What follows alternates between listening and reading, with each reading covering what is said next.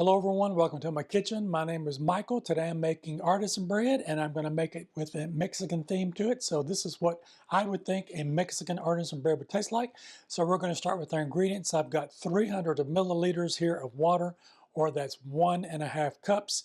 And I've got that temperature between 100 and 110 degrees Fahrenheit. Anything above that will kill the yeast, and we definitely don't want that to happen. Anything below that as it starts out might be a little bit longer for this to activate. So that sweet spot's anywhere between 100 and 110 degrees Fahrenheit. And I'll put the Celsius conversion in the description box below. So we're going to put our yeast in first. And to that, I've got 2¼ teaspoons of active dry yeast. Now, if you get the little packets, that is what that is equivalent to, is one of those packets. So if you've got those, use one of those. Or this is 7 grams of my yeast, and I'm going to go ahead and put that into my water. I'm going to give that a little mix through. And because this is active dry yeast, I need to activate the yeast. We want to make sure that we've got good yeast and it's not dead, because you wouldn't want to get all the way through the bread making process and find out it's not going to rise because the yeast is dead. So let's do this process first. We'll let this sit to the side. Now, if you want it to activate a little bit faster, you can put a little bit of sugar in this, just a dollop in there, not much. It doesn't take much for that at all. The yeast loves sugar. So if you want to do that, you can do that. Let's set this to the side. We'll come back and we'll move on to the next step. It's been about 3 minutes and I wanted to show you what my yeast is doing now. You can definitely see that we've got a lot of activity on that. So definitely I've got some good active yeast. I'm going to let it sit here for a couple more minutes and then we'll get started. All right, I've got my yeast here. It's done really well. So I'm now going to add that to my bowl here for my stand mixer. Now, if you don't have a stand mixer, you can definitely knead this by hand. Just put this in a separate bowl and then you can mix it together. But this is going to make this really easy. I've got my dough hook on here and we're going to put that on there and let the machine do the work for us. Now I've got my bread flour here. That's 3½ cups or 420 grams. I'm just going to add that in.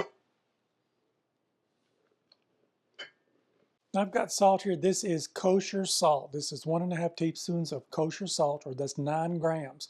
Now, if you've got regular table salt, put half of that in there because the grain texture of the kosher is a little bit thicker. So if you put the 1½ teaspoons in there, that'll be too much of regular table salt. So if you've got a kitchen scale, measure out your table salt. You want 9 grams. This is 1½ teaspoons of kosher salt. Now I've got 1 tablespoon of olive oil. I'm going to add that in now. Now I've got a ½ teaspoon of garlic powder. And I've got a ½ teaspoon of cumin. Now if you don't want the cumin in there, you can definitely eliminate that. That's just going to add a little bit more depth of flavor to it, but that is optional if you don't want to put that in. Now I'm going to start this out on low just to get this mixed up, and I'm going to let that come together until it comes into a little shaggy dough.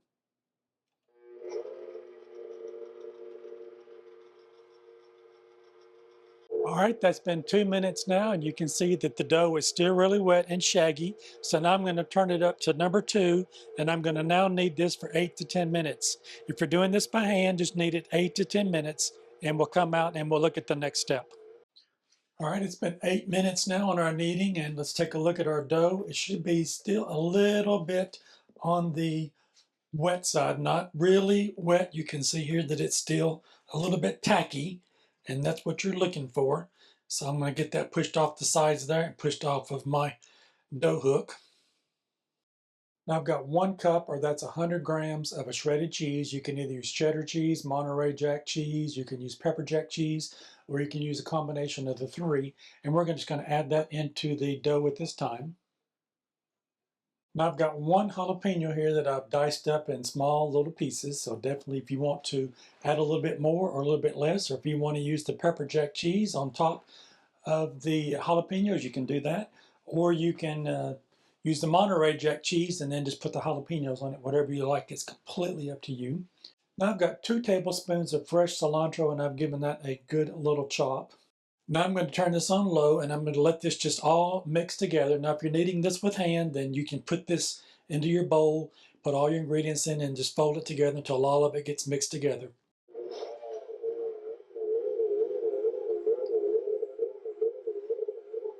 All right, that's all come together now. I'm going to move this to the side. And I'm going to take a bowl that I've got here and put just a little bit of oil in it. And I'm going to take that and I'm going to put that all around it because we're going to be putting our dough back into this so this can rise in this. So give that a little mix through around so that all the surfaces get a little bit of that oil on it. And I'm going to take a little bit of my flour here and I'm going to put it out onto my cutting board. I'm going to grab the bowl and remove the dough hook. And I'm going to bring it over and I'm going to dump it out onto the cutting board here. All right, now I'm just going to grab a hold of it here on the edges and pull it together. We want to make sure that everything is mixed together, those cheeses, that jalapeno and that cilantro, but it looks like it's pretty good mixed together there. So I'm going to turn it over on the top. I'm going to wipe some of this flour off the side here. And I'm going to take my hands and cup it under it and kind of roll it into a ball. That looks good. Let's put that into our bowl. Now I'm going to use one of these baking bonnets. If you don't have one of these, you can use some cling film and put it on the top of it. We're going to put this someplace warm and out of the drafty room. If your air conditioner is running, if it's that time of year, you want to put this someplace that it's going to be a little bit warmer than room temperature. And we want this to rise, and we want it to double in size. That could take an hour, hour and a half to 2 hours. So keep a watch on it depending where you put it to keep it a little warm. And we'll come back and we'll show you what we'll do next. I am back and it's been just a little over an hour now. I wanted to show you my dough. Mine has really doubled in size. I put mine in that oven with the light on inside and it really warms it up in there. So if you've got an oven with the light on, you can put it in there and that'll really help it along. So mine's sitting there just a little over an hour now. Now I need to take some flour and I'm going to turn that out onto my cutting board here again. Put a little bit of that on my hand and I'm going to turn my dough out onto the board. I'm going to put that on my hands again and let's bring that out and we're going to form that back into a ball. Now I'm going to turn it over so I got the smooth side on the top and I'm going to do that same maneuver I did with my hand and we're going to turn that under just like this. Now I've got a piece of parchment paper here and I've got my Dutch oven here, my bread cloche that I've got here, and I've kind of measured that on the bottom of how that's going to fit in there. So if you're using a Dutch oven, you might have a bigger piece of parchment paper than what I've got for that. And so at this point, I'm going to transfer this over to my parchment paper. Now I'm going to take one of these flour sack rags that I've got and I'm just going to put that over the top and we're going to let this rest now for about 35 to 40 minutes. And while this is resting, I'm going to go ahead and put my Dutch oven into the cold oven. This is cold also. Put it into that cold oven, and they say there's nothing in it other than the Dutch oven. And I'm going to raise the temperature of the oven. I'm going to preheat it to 450 degrees Fahrenheit. I'll put the Celsius conversion in the description box. You'll have that. So we'll raise the temperature of the Dutch oven up when the oven heats up to 450 degrees. We'll let this rest, and this will rise just a little bit more. We'll come back, and then we'll move on to the next step. All right, I'm back and it's been 45 minutes and let's look at our bread. It has really risen up quite a bit on there. This looks like it's going to be a beautiful loaf of bread. So now we want to make some marks on the top of it, and I've got my bread lamb here. And this, you can be just as creative as you like with that. I'm just going to take it and we're going to slice it right down the side here, put a nice ear on the side. And let's come in and just give it some little markings here across the top. Now I'm going to put my heavy gloves on and we'll go grab my Dutch oven out of the oven and come back and we'll put that in and we'll move on to the next step. All right, I've got the base of my oven here. Let's go ahead and put this in. Be really careful because that metal on that is screaming hot. All right, I've got the dome on my bread now. I'm going to put that back into that oven. I'm going to bake this with the dome on for 25 minutes. Then I'm going to take the dome off, and depending on how brown it gets on the top while the dome is on it, then we can take the dome off, put it back in there for another 5-10 minutes, however you want to, for it's done and as brown as you like the top. So we'll come back and we'll look at this when it's done. I am back. I just pulled the loaf out of the oven. It's still really hot. It's got a nice brown crust on that. Let's hear that thump on that. That is an indication we've got a nice done loaf of bread. If you stick a temperature probe in it and it comes up to 205 degrees Fahrenheit, that's another good indication that the bread is done.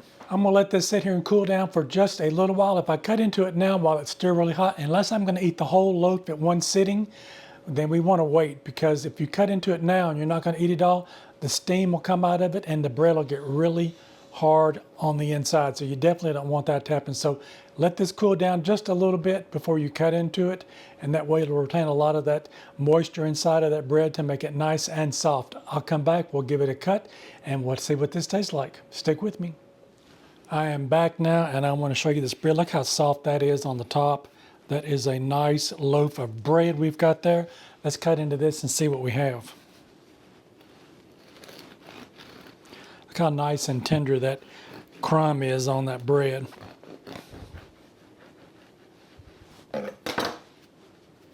Look at that, we've got some nice crumb on that. We've got those herbs and things through there. That's really pretty. Look at that bread, how nice and soft that is. I can't wait to give this a try. All right, now that we've got that cut open like that, let's give this another slice and get me a good slice of this. Look at that, how good that looks. I'm gonna give a taste of this without some butter on it, then I'm gonna put some butter on it.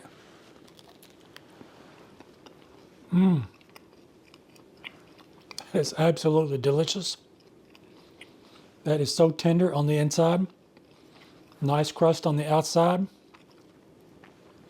Got a little bit of that jalapeno in there that just came through, and that cheese. This is absolutely delicious. Let's put a little bit of butter on it now and see what that does to it.